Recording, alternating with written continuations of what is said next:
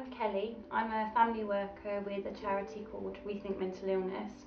In Oxford, we have a family service which supports anyone whose loved one has got a mental health issue. So, what are the causes for mental health conditions? They can be broken down into family, environmental, and individual. So, with family factors, it could be that there's conflict going on between families, breakups, competition early on. And with environmental, there could be pressure within the society to fulfill certain roles. It could be that the person's being bullied at school, and then academic pressure too. So, what would you say are the most common mental health issues, particularly in adolescence? So that would be depression, anxiety, psychosis and eating disorders. Some people would say that depression and anxiety go hand in hand. So depression would be someone that has low moods for a long period of time, has trouble with their motivation, might have trouble eating and sleeping. It might be eating excessively or having no appetite, and then sleeping too much or too little. And they would lose interest in activities that they might once have enjoyed. Anxiety could be said about the flight, fight and freeze response, that we carry prolonged amount of extreme feelings. So that would be that we might fight the stressor. So we might lash out. That could be anxiety, or we could try to flee. And that would be that we would get as far away as possible, withdraw. But also freeze, it's one that we don't talk about very often, and that's where somebody might dissociate and seem like they're responding, showing all the right signs, but actually they're not really present. Anxiety is very normal, but over a long period of time it can really affect someone and cause their mental health to suffer. Psychosis is an umbrella term for various issues affecting the mind. Psychosis would be, for instance, bipolar, schizophrenia and schizoaffective disorder. So someone with psychosis would have hallucinations and delusions, so they would think that they see or hear things, and they might be very suspicious of other people in what they're saying about them, for instance. So, what do you believe are the thoughts and feelings of those struggling with these mental health conditions? So some of the common thoughts might be, I am a bad person, everybody's watching me, that person's just said something about me. I would say the most common feeling is also related to shame, feeling not good enough, feeling very emotional, not being able to describe feelings or put words to it.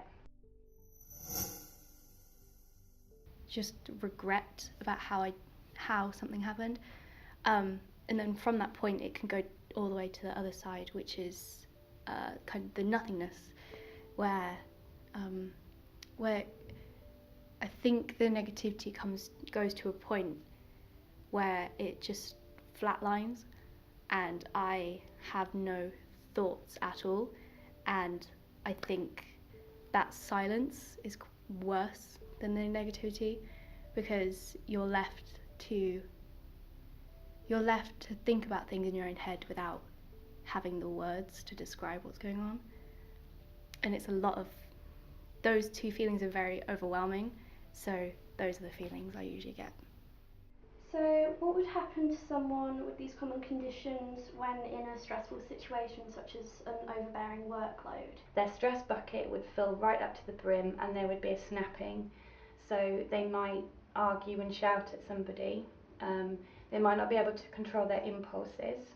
When you mention the stress bucket, how does that work? So if we imagine that we've all got a stress bucket, and we keep filling it, and we can take so much in the container, in the bucket, but if we don't have any outlets for that stress, then that means we develop these issues, we develop mental health issues such as depression, anxiety, and possibly psychosis. It means that we're going to overflow. So that might be feeling excessively emotional, that might be becoming angry, and anger is like a tip of an iceberg because there are always other feelings under anger. What would happen to this person when facing feedback from an employer or a teacher?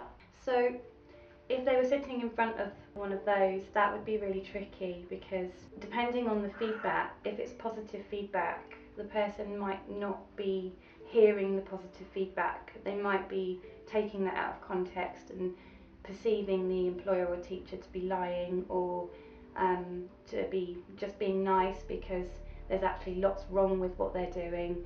They would be having lots of negative thoughts about the feedback, such as they don't really mean that. There's so much for me to work on. I'm not doing very well at all. They've said this, but I'm still bad in this area. So how do you believe the media has affected mental health? Like, do you think that it's now been stigmatised and romanticised? I think we've got better. I think there's a little bit of both with being stigmatised. I don't think we're there yet, and I think it will be an ongoing issue in terms of targeting stigma. In schools, I think there are more conversations happening, clearly with some young people I speak to and siblings of family members. People seem a lot more attuned to each other and having those conversations. There's some useful campaigns like Time to Change, which have done quite a few adverts, but also on social media. There's a lot there, so if any young person ticks like to any of those campaigns, it means that they can get a lot of information up. Mind and Rethink also do a lot of campaigning around mental health. Do you feel that people commonly use words like "I'm depressed" even when they're not someone with this condition? That can happen.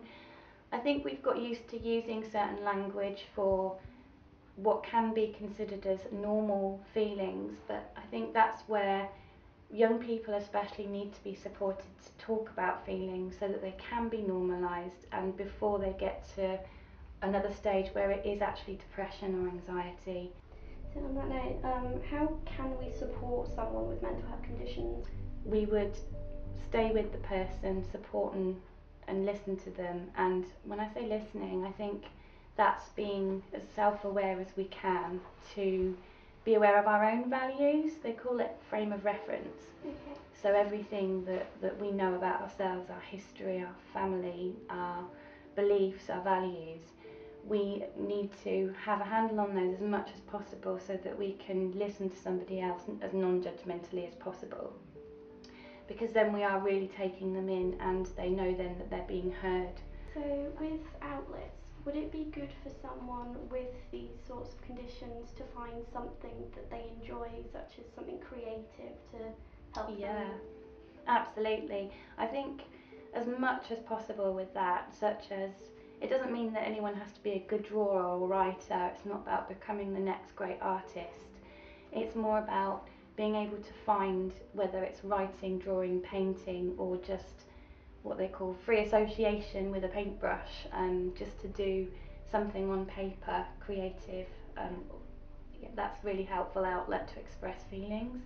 Sometimes people struggle to find words for feelings, so art can be really helpful, and the more we can move into art being something expressive as opposed to something that people have to be good at, the better.